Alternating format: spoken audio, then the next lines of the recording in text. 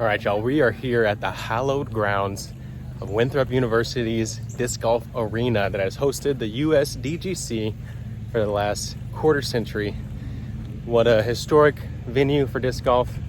Been controversial over the years. As an X-tier, it's been able to create some hole design that some people, fans and players, have loved, some have hated, but I think it's always done a good job of kind of pushing the envelope, changing the game up a little bit, and yeah, excited to show you guys this year's changes and get a fresh look at this amazing track. If you forgot somehow, I'm Connor O'Reilly with Team Lone Star Discs, Team OTB Discs, Chump Chalk, and Discology. And yeah, let's get out here, enjoy some beautiful weather, play some disc golf. Personally, I've always loved hole one as a starter here. It brings in some technicality and some finesse, kind of more of a mental challenge obviously than physical, but you still got to hit a good gap. And yeah, you really just want to get off the tee well here. Tour Series penny putter is my choice.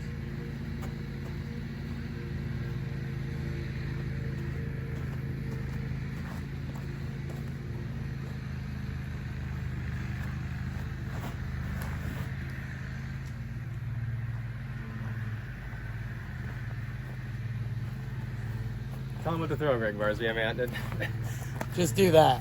Just do that every time, and do it when you got the adrenaline pumping. Hole one. yes.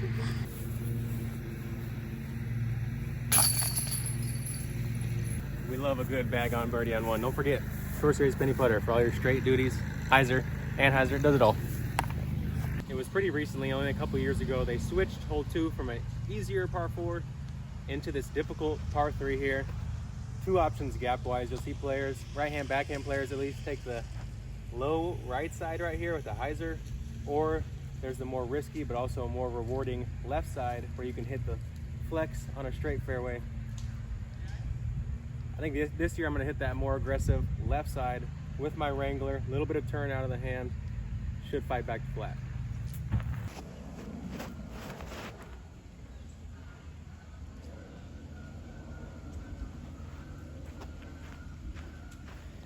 Little low, little turn there, but I believe it's inbounds, maybe a 100-footer. Don't hate it here on two.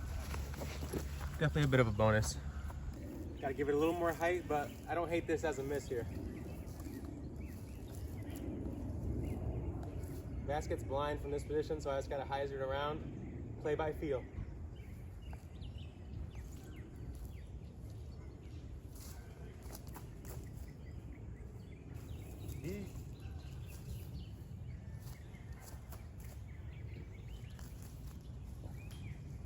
Like I said, I can live with the three here. I'd like to play this hole maybe two down through the 4 rounds. That's a number I'd be just okay with. That's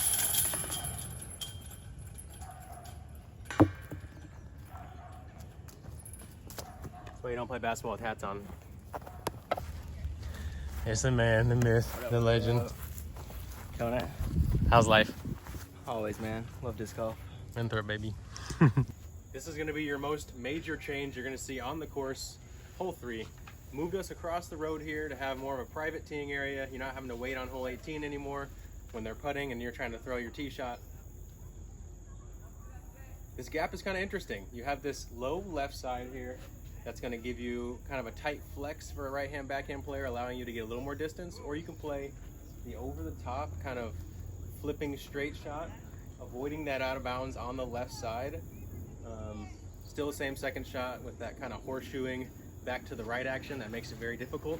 So optimal drive is kind of at a premium here. I'm going to play one of each option here. The safe option first with my straighter warbird, and then the more aggressive flex with my more stable warbird.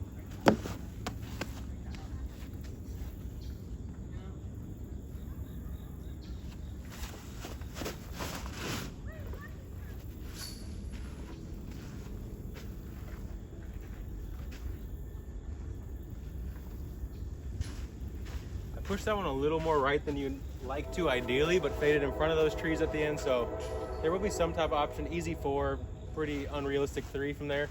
Now we'll try the flex down the left.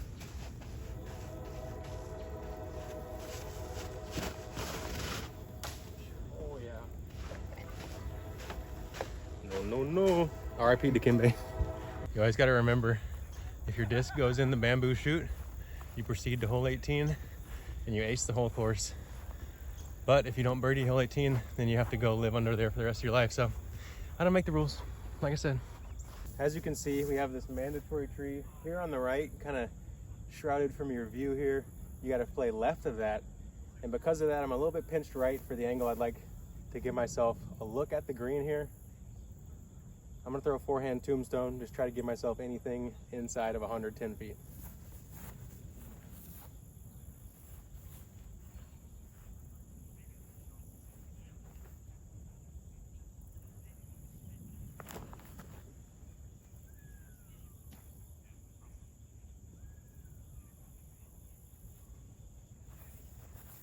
Yeah, that'll do. The upslope of the hill killed a little bit of my momentum on the skip. Otherwise, I feel like I had a chance to be well into circle 2 with a good opportunity on this hole. Penny putter. Let's heave an ante, see if we can give it a chance.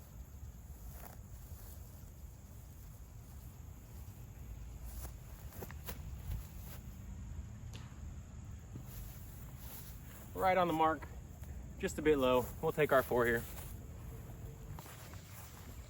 Easy par. All right, hole 4. I really love that this hole brings in kind of a taste of the Carolinas, in my opinion. A lot of woods golf around here, and USDGC doesn't do a great job of really showcasing that all the time. But this one, straight as the arrow flies, really no way to vary off your track by more than a couple percentage points, otherwise you're gonna be punished. Play it straight, dodge that FPO pin. I'm going Wrangler.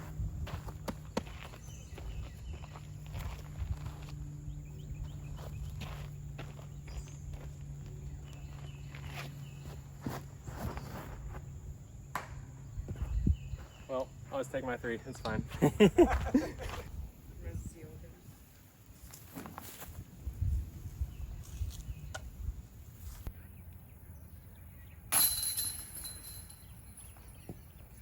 No gap, no birdie on hole 4.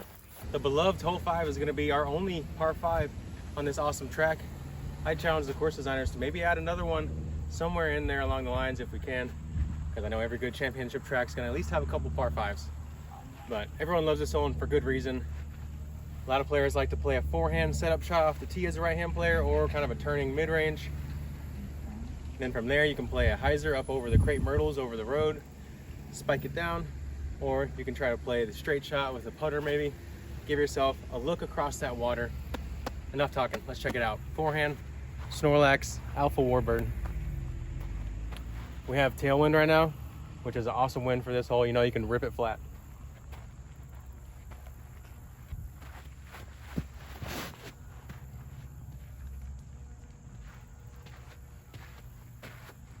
Pretty stock forehand there. Should be sitting pretty. I'm gonna let that slightly tailing off the right wind choose my shot selection here, and I'm gonna go with the straight shot to kind of fight against that wind, whereas that exposed hyzer might kind of get blown left a little bit.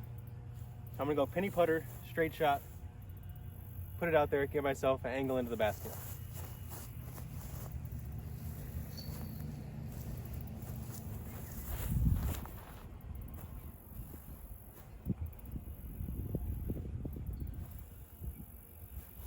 Play the D2 penny there just so I don't have to worry about, you know, dunking my baby. And I know it's a little more understable, so it's gonna get that little bit of flip to the right. I didn't really mention the eagle play, but there are players who will try to get the eagle on this hole. You kind of have to risk putting it up near the water here though, somewhere around this ditch, to give yourself an opportunity to go across to that skinny little peninsula. No, it's not that skinny, it's pretty fat, but the basket's perched right there on the edge, making it feel narrow. We got 440 in. There's maybe about 10 feet left, 10 feet long in this basket, 15 at the most. So you want to err on the right side, obviously, if you're going to be cautionary. I'm going Warbird here. Just playing it towards that tent.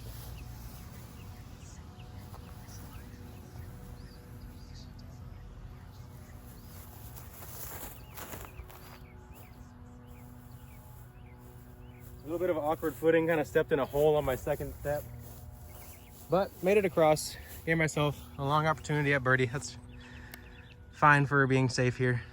That was a good instance to remind me right there though that I need to check my run up every lie throughout the course of the week here at the championship, because every stroke truly matters, especially in the longer tournaments like our majors. And I know how high the stakes are this week, and my game's feeling solid, so really excited to get out there, show the world what I can do, and attack my shots with precision, and make sure I use my intelligence and thoroughness to think through each lie and prepare. Like looking at the footwork, making sure, okay, there's a hole in my second step, maybe I can adjust the angle a little bit, whatever it might be. So something to be more acute on for the rest of my preparation. Also, I know it's kind of fall time, but it's still hot in most of the United States, and even through winter there's going to be our sunny days. So if you want to check out one of these sun hats, go over to OTBDiscs.com, search Connor O'Reilly.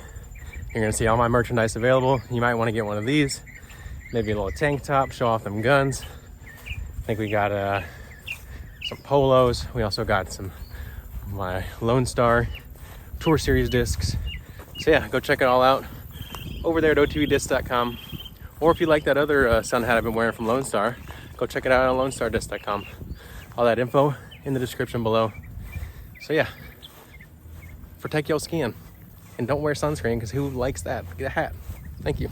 I swear, you're always closer than you feel when you're walking up to this basket. You're like, oh man, I'm like 70 feet. You get up here, it's like 45 feet. Actually, maybe less.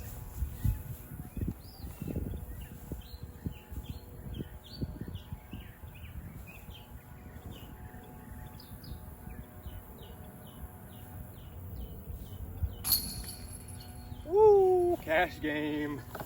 Let's go. Straight into that headwind. Used the wind to keep my disc up and floated it a little bit softer, which is great for a long, soft bid like this. Finger pop. Don't forget, go check out my putting video I just dropped yesterday or earlier today, depending on when I drop this. And yeah, learn how to make putts like that. Unfortunately, it appears that they're still working on drying up our little island, or our beach green here on hole 6. It's a par 3 with a low ceiling in the second half of the flight and some fast ground play, leading you to that water on the left side as a right-hand backhand player, out of bounds line on the right and long, keeping you from playing it too safe. And yeah, I really like this hole. We have a pin straight ahead for us to play onto right now. I'm gonna, I guess, kind of play one in line with that, and if I get the bonus skip back, you know what? I'm gonna play one how I normally would play it, and I'll just take a putt on that other basket, I guess. I'm going spur here, hitting it flat, hitting it firm, trusting the late fade. Still playing into that tailwind.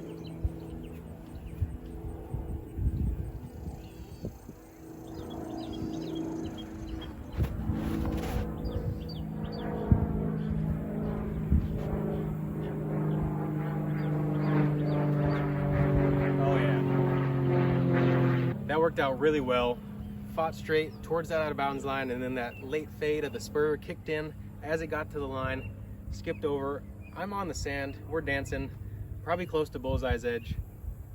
Let's look at it. As y'all can see, they've been working on the green. They're probably gonna bring in some fresh sand here soon like they usually do. And yeah, there's my disc. Usually the basket's right about there. So we're looking at that bullseye's edge, tapper, dapper, OTB spur. Another thing you can find on that OTBDiscs.com. Some of these spurs, they got a good stability to them. You can still work them. Here's our putt. Easy to. Hole 7 at the Winthrop Arena is going to be one of the many iconic holes out here. The bamboo structure, triple mandatory. Obviously it's a par 3. Only 284 feet, but with that low ceiling coming in through the mandatory, you do have to play it pretty firm. Most players are going to go with a putter or maybe a mid-range, unless they like to throw the forehand. But I prefer my Tour Series penny putters here. I think we have like a little bit of a left to right tail cross, so not a bad wind for a right-hand backhand here.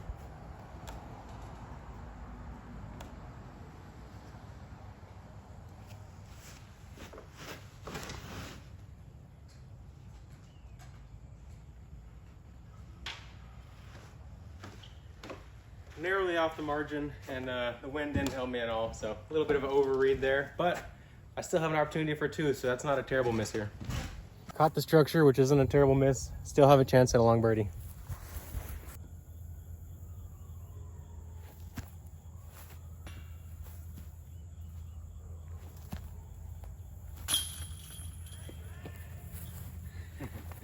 A little bit low on the first one, but dropped the second. Hole 8's a par 4, just under 700 feet, but it feels like it plays a little bit longer. You got to be pretty precise with this first shot. Put yourself out there, avoid the out of bounds left and right. A couple different gaps you can choose. A couple different speed choices too, depending on which one you take. Second shot lines up for the right hand, forehand, or the quick turning roller. I'm gonna go Wrangler off the tee.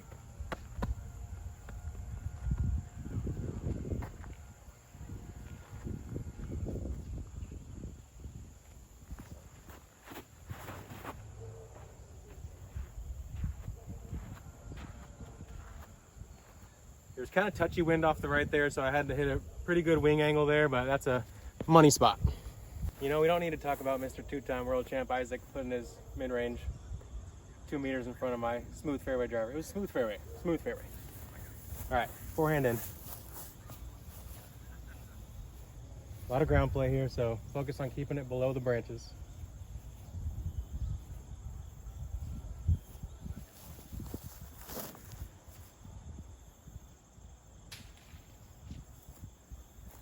Below the branches, damn it.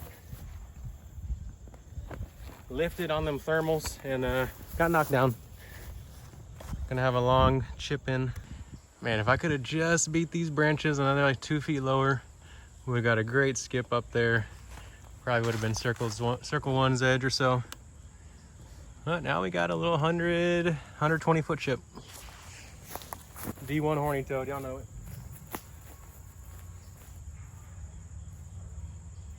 With this side slope, might as well get aggressive on this chip. Gotta make it.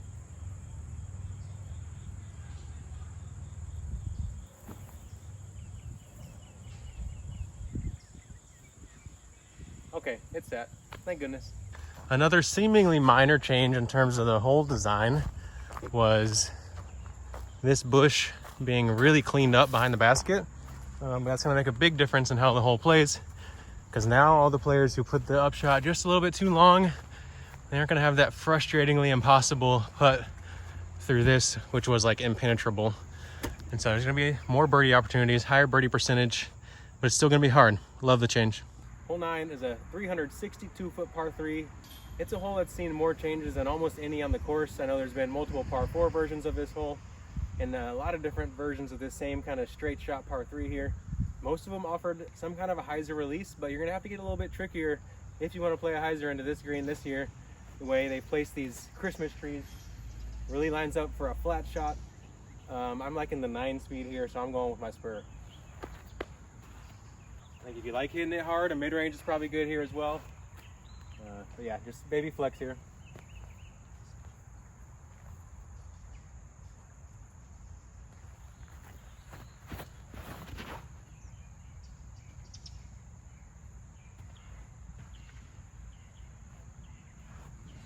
Not quite enough turn, but gave myself a circle's edge look.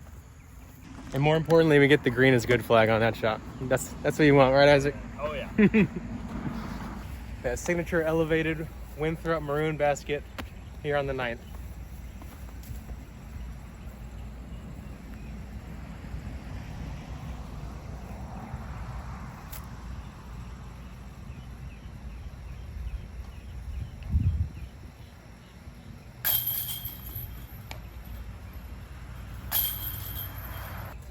Twice for good practice.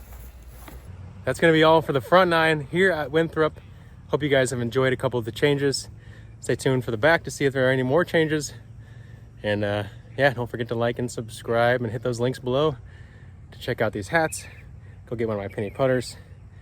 Whatever you need to score the birdies and support that CO swag. Thanks for being here, y'all.